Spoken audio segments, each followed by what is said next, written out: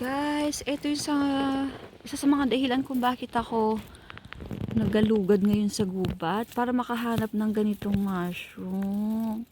Itong mga ganito. Pero naku, nahuli na yata yung month ko o yung nahuli ako. Ano na siya, malambot na yung ating buns. Tinatawag silang buns, no? Kasi para silang tinapay. Pero guys, alam mo, ang masarap na ito, hindi lang tayo ang nananabik. Ito yung mga insekto. At saka kung hindi man siya natagpuan ng insekto, meron siyang tamang oras o yung ano lang niya, span life. Tapos magsa-self-destruction na siya. Pero ito hindi pa man niya nagagawang mag-self-destruction. Nakain na siya ng mga insekto sa ugat. Kaya hindi na siya nagpatuloy mabuhay. Hindi ko kukunin. Gusto ko yung matigas. Ang kukunin ko na lang yung false mushroom. Ay! False mushroom. I mean false saffron mushroom. Ayan. Ito yung tinatawag na false saffron. Kasi saffron ang tawag nila kasi orange sila. Pero I think ito wala siyang halong green, no? Dapat kung false mushroom siya, wala siyang halong green. Pero nagpakita siyang may green sa taas. Medyo green. Kaya tinatawag natin siyang false mushroom. Ay! Ano bang false mushroom? False saffron. Saffron, saffron, saffron! Saffron kasi, ay naku po. Kasi po, ganyan o. Kulay saffron siya, orange. Kunin natin. Kasi once a year lang yan, no? Sayang naman. Maghahanap pa tayo doon.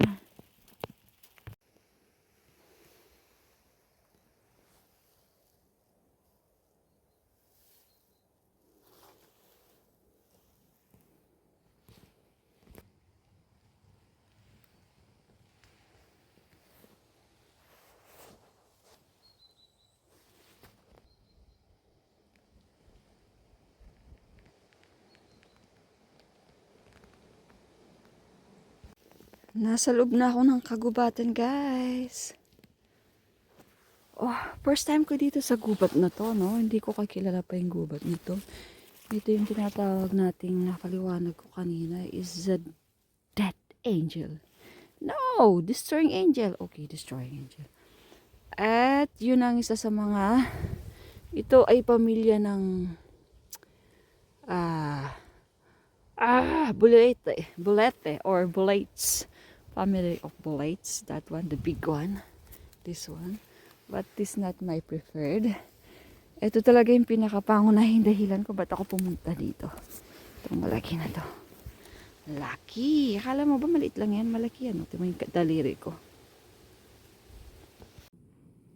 Guys, pauwi na tayo. Uff. Saan na ba yung daanan? Hindi ko alam saan ako uwi. Yun siguro pababa doon, no? Yun, siguro doon tayo bababa. Bago ako madatnan ng gabi dito.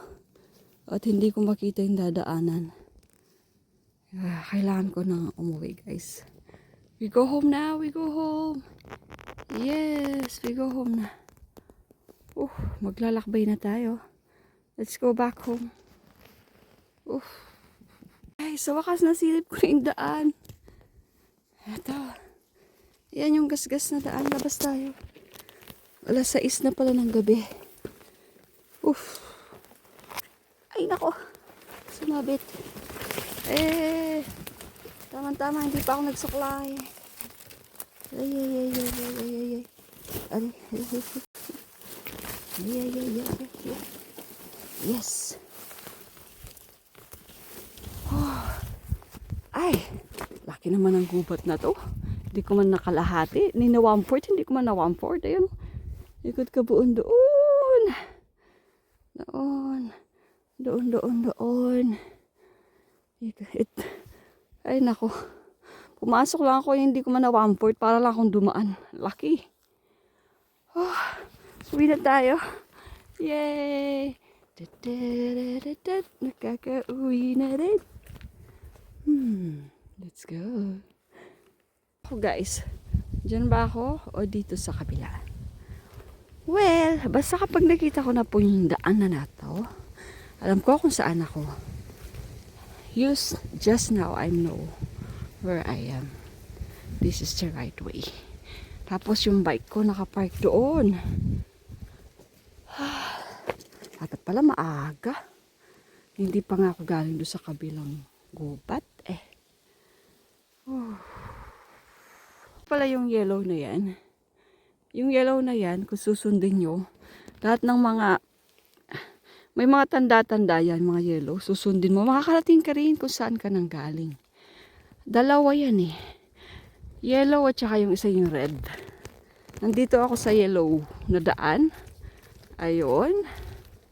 Linalakaran kasi na talaga to. Sadyang naglalakad yung mga tao. Mahilig silang maglakad-lakad. So ito, nandito ako. Papunta doon yan ako. Yellow. Sa yellow ako eh. Tapos yung Torrecula. Ito naman daanan na ito. Ito naman, malaki pa rin yung lakarin yan. Malaki pa yung lakaran. Uy! May nakita akong mushroom. Ayan. Ganda.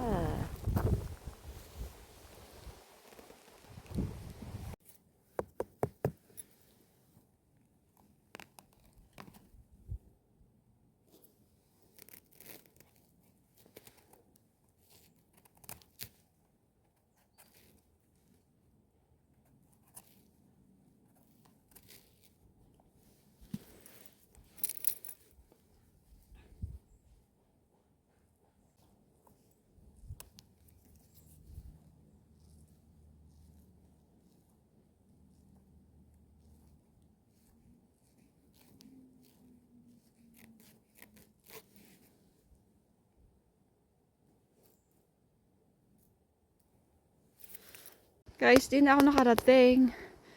Ang layo pa pala. Pero ito, di na ako pupunta doon. Liliko na ako ng paganyan. Pupunta dun sa bike at uwi na.